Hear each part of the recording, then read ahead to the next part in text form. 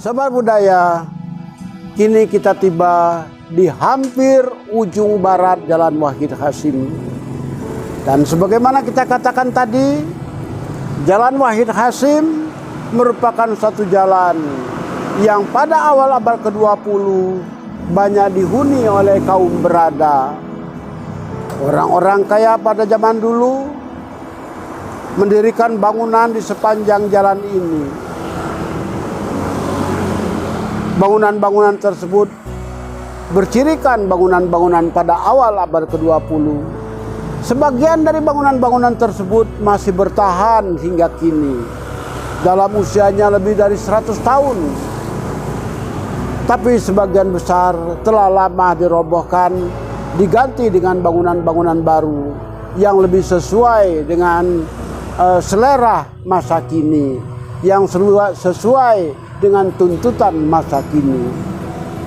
Bangunan-bangunan tadi dianggap kurang memenuhi persyaratan kesehatan, sekarang didirikan bangunan baru yang dianggap lebih memenuhi syarat kesehatan, lebih artistik dan lebih sedap dipandang.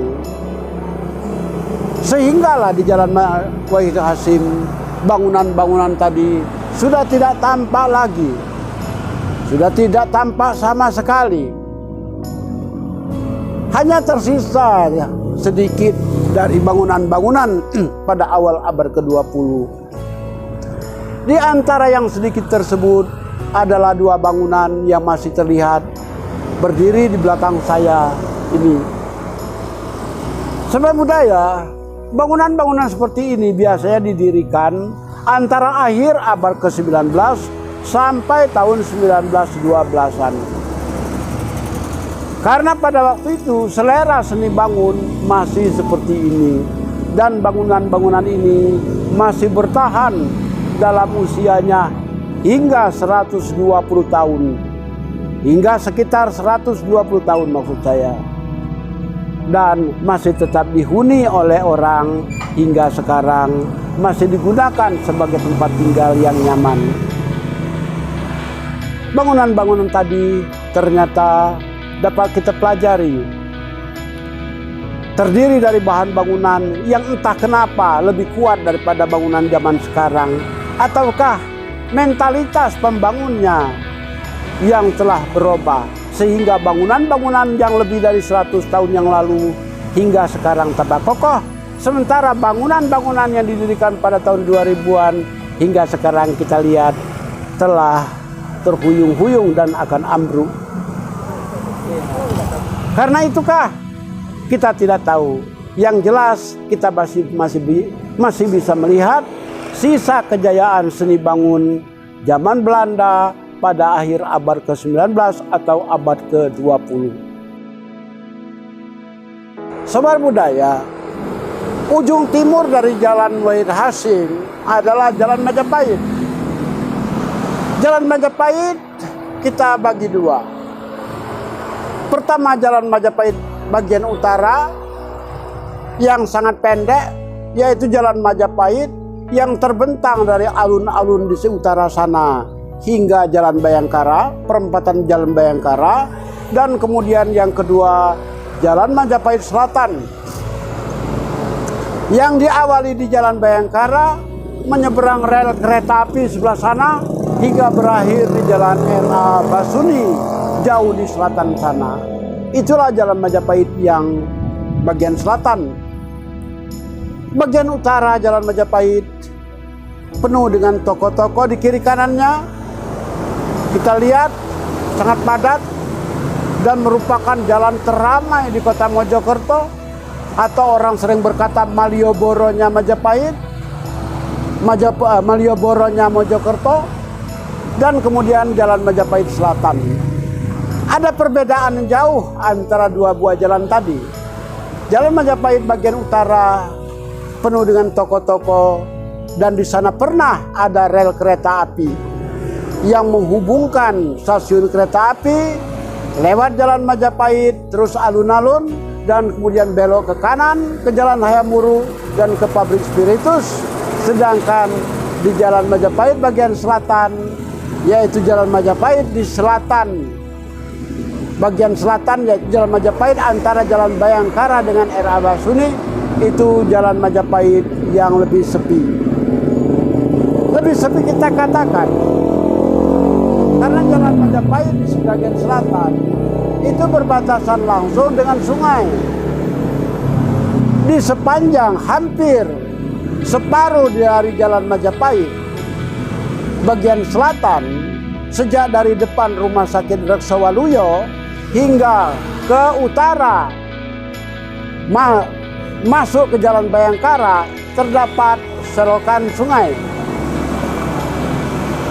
Selokan atau sungai tadinya sangat lebar, digali pada zaman Belanda untuk pengairan di daerah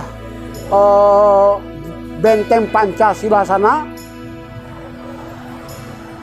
Sungai tersebut atau selokan tersebut atau terusan galian tersebut sangat lebar. Pada tahun 1950-an airnya sangat jernih, dan sepanjang Jalan Majapahit pada waktu itu banyak orang memanfaatkannya untuk mandi dan mencuci, kadang-kadang juga buang air.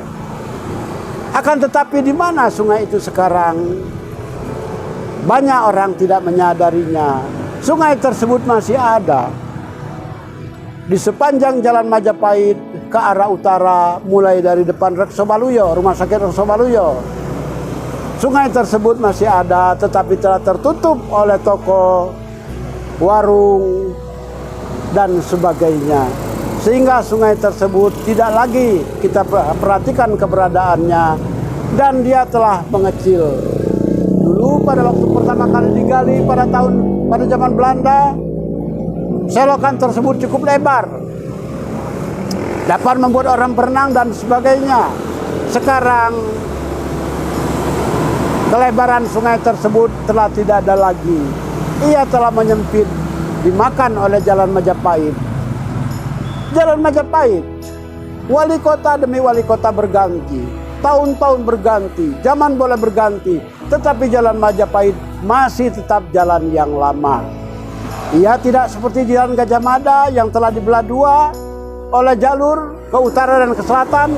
Majapahit tidak mungkin bertahun-tahun lamanya orang memikirkan membelah dua jalan tersebut. Tetapi itu sesuatu yang tidak mungkin karena Jalan Majapahit sudah terlalu padat.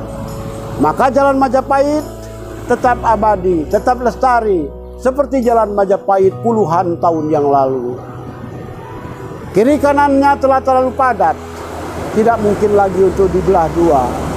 Dijadikan dua jalur seperti jalan modern lainnya, seperti Jalan Gajah Mada seperti kita katakan tadi. Jalan Majapahit terlalu sempit, maka hingga sekarang Jalan Majapahit tetap kita jadikan jalan raya untuk satu jalur saja, yaitu jalur dari utara ke selatan, karena memang tidak mungkin diperlebar lagi. Saya sekarang berdiri di awal Jalan Majapahit bagian selatan. Di pangkal Jalan Majapahit bagian selatan ini kita melihat ada tugu kapal, dan kemudian diteruskan ke sana menyeberang rel kereta api. Kita akan menjumpai banyak sekali peninggalan-peninggalan dari masa lampau yang sampai sekarang kita masih belum peduli akan mereka. Padahal mereka adalah bangunan-bangunan yang mengingatkan kita akan kejayaan masa lampau, akan jati diri bangsa di masa lampau yang seharusnya masih tetap kita jadikan acuan dalam bertindak hingga kini. Kepantasan dalam bertindak bercermin dari masa lampau. Dari masa lampau ada terdapat kearifan.